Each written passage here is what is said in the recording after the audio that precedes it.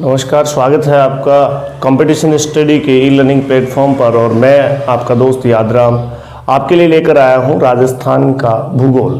राजस्थान के भूगोल से संबंधित चर्चा हम आज अपने इस प्लेटफॉर्म पर करेंगे और आने वाली सभी क्लासें आपको कंपटीशन स्टडी के यूट्यूब चैनल पर मेरी तरफ से मिलेंगी। इसलिए आज हम शुरुआत करेंगे राजस्थान की ज्योग्राफी की। राजस्थान के भूगोल से संबंधित बातचीत करें उससे पहले छोटी छोटी 4-5 बातें मैं आपसे कर लेता हूं। उसके तहत आपको ये ध्यान रखना होगा मित्रों कि राजस्थान के भूगोल में सबसे पहले मैं कौन कौन सी किताबों को आधार बना रहा हूं, अर्थात कौन कौन सी वो किताबें हैं जिनके आधार पर मैं आपसे बातचीत करूंगा, चर्चा करूंगा।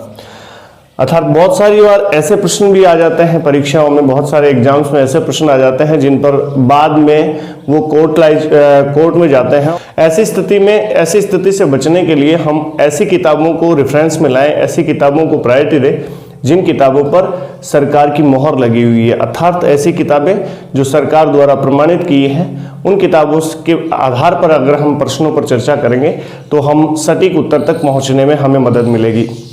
चलिए हम बातचीत करते हैं उन किताबों की, उन पुस्तकों की जिन किताबों के आधार पर मैं आपके साथ में पूरे राजस्थान के भूगोल से संबंधित चर्चा करूंगा।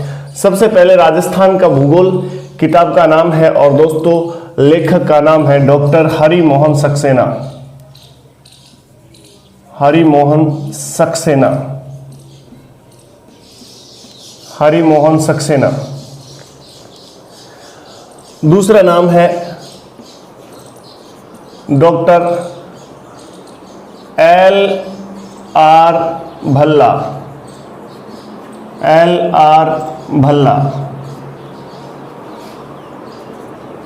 Doctor Harimohan Saxena, doctor L.R. Bhalla, doctor या फिर कहेंगे आप प्रोफेसर H.S. दत्त। इसके साथ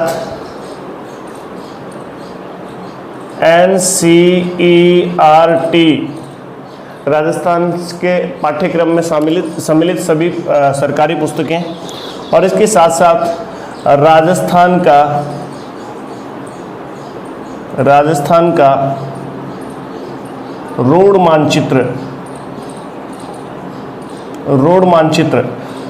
राजस्थान के रोड मानचित्र को भी हम सम्मिलित रखेंगे, क्योंकि राजस्थान के रोड मानचित्र के आधार पर बहुत सारे प्रश्न ऐसे हैं जो केवल और केवल किसी किताब में नहीं, आपको मानचित्र के आधार पर हल करने होंगे। ऐसे प्रश्नों पर भी हम चर्चा करेंगे। तो एक बार ध्यान से देख लेंगे दोस्तों, जिस किसी मित्र को अच्छी किताब से अध्ययन करना है तो इन किताबों में से किसी भी किताब को चुन सकते हैं। आपके प्रश्नों को कोर्ट में चैलेंज नहीं किया जा सकता, आपके उत्तरों को कोर्ट में चैलेंज नहीं किया जा सकता।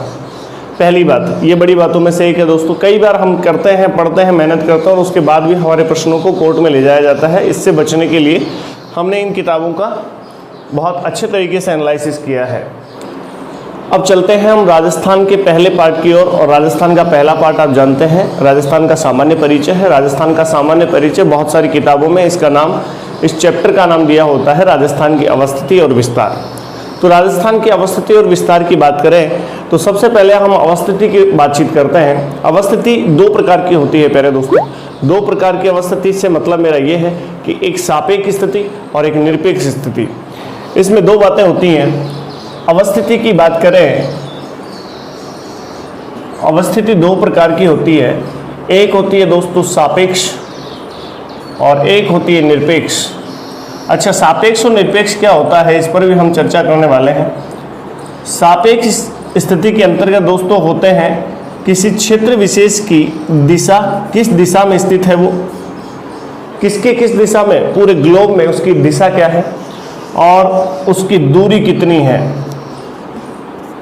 तो ये दोनों बातें तो होती हैं सापेक्ष स्थिति के अंतर्गत। दिशा और दूरी का पता होना चाहिए कि कौन से स्टेट से कौन सा स्टेट कितनी दूर है, कौन से स्टेट से कौन सा स्टेट, कौन सा राज्य कौन सी दिशा में स्थित है। ये तो उसकी सापेक्ष स्थिति होती है दोस्तों। और निरपेक्ष स्थिति की बातचीत करें तो निरपेक्ष स्थिति में 2 बातें लागू होती हैं। एक तो उसका अक्षांशीय विस्तार प्यारे दोस्तों, एक तो उसकी अक्षांशीय स्थिति और एक उसकी देशांतरीय स्थिति।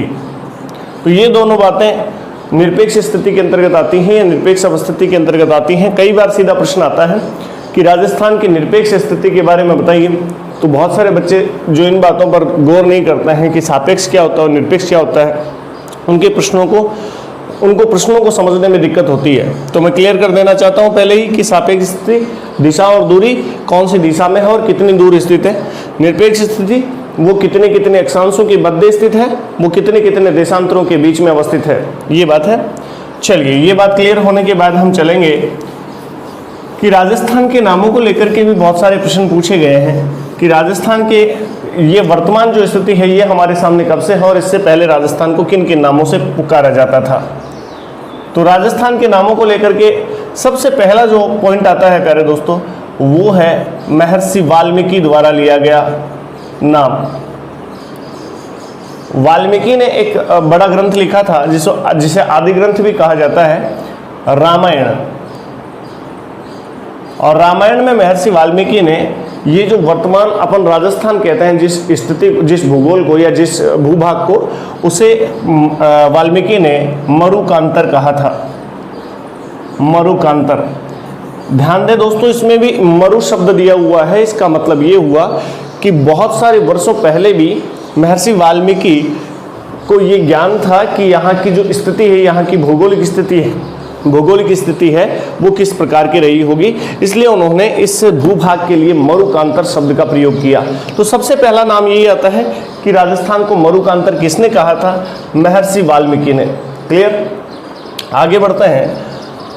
और एक विद्वान हुए सन 1800 ईस्वी में, सन 1800 ईस्वी में जॉर्ज थॉमस ने सन 1800 ईस्वी में इस भूभाग के लिए एक नाम दिया और वो नाम था राजपूताना।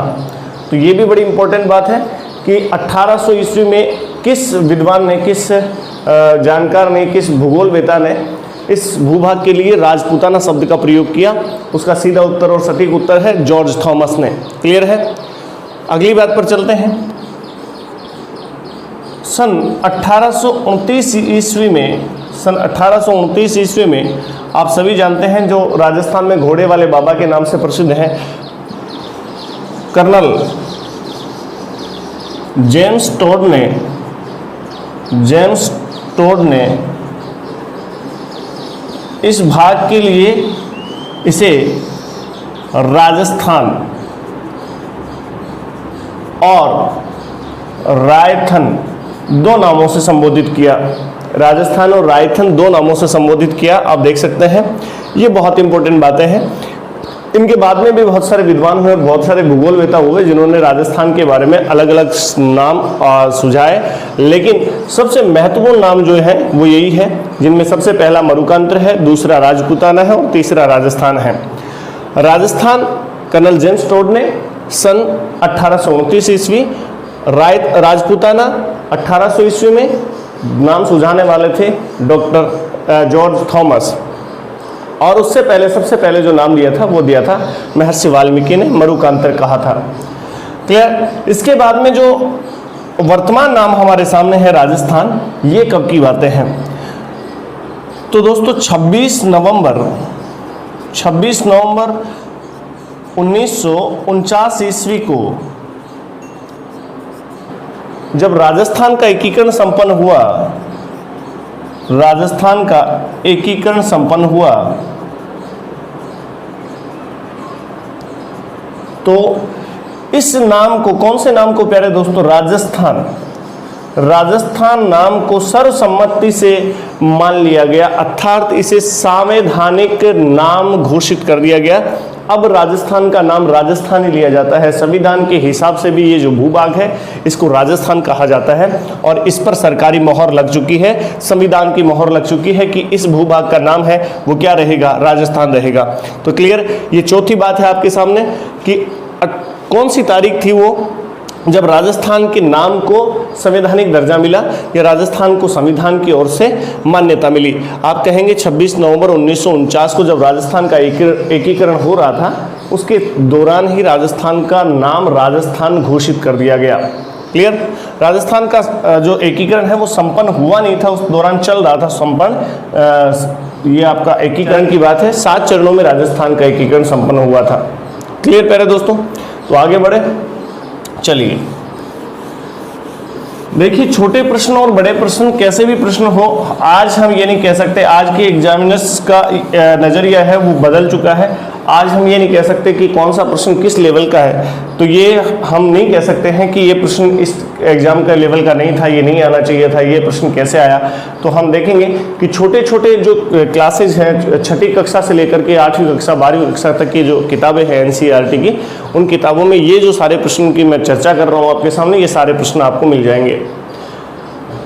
उससे पहले छोटे छोटे 2 प्रश्नों की चर्चा कर लेता हूं कि राजस्थान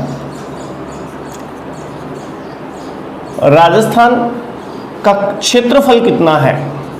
क्षेत्रफल, राजस्थान का क्षेत्रफल कितना है, तो 2 प्रश्न बनकर के आते हैं राजस्थान के क्षेत्रफल से संबंधित।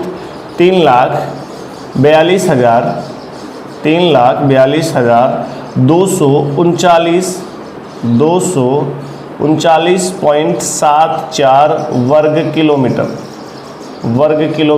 ये बहुत बड़ी बात है दोस्तों, ध्यान से देखना इस बात को। बहुत सारे दोस्त यहाँ तक याद रखते हैं, इससे आगे वाली बात को भूल जाते हैं और बड़े एग्जाम में ये वाला पॉइंट भी आ जाता है और कई बार प्रश्न गलत होने की संभावना रहती है। आप जरा ध्यान से देखेंगे, 3,42,239.74 वर्ग किलोमीटर राजस्थान का क्षेत्रफल है। यदि इसी क्षेत्रफल को वर्ग मील में पूछा जाए तो आपका उत्तर क्या हो?